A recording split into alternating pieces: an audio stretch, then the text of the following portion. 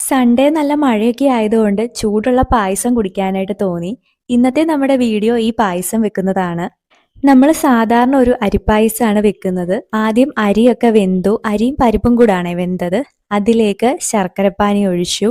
പിന്നെ ഏലക്ക, ചുക്ക്, ജീരകം അതൊക്കെ പൊടിച്ചിട്ട് ചേർത്തിട്ടുണ്ടായിരുന്നു. പിന്നെ തേങ്ങാപ്പാലും നെയ്യും ആഡ് ചെയ്തു.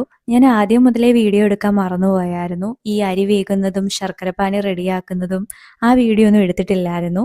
പിന്നെ നെയ്യിൽ വറുത്ത് വെച്ചിട്ടുണ്ടായിരുന്ന കാഷ്യൂനട്ടും കിസ്മിസും ഇവിടെ ആഡ് ചെയ്തിട്ടുണ്ടായിരുന്നു. അങ്ങനെ പായസമൊക്കെ റെഡിയായി.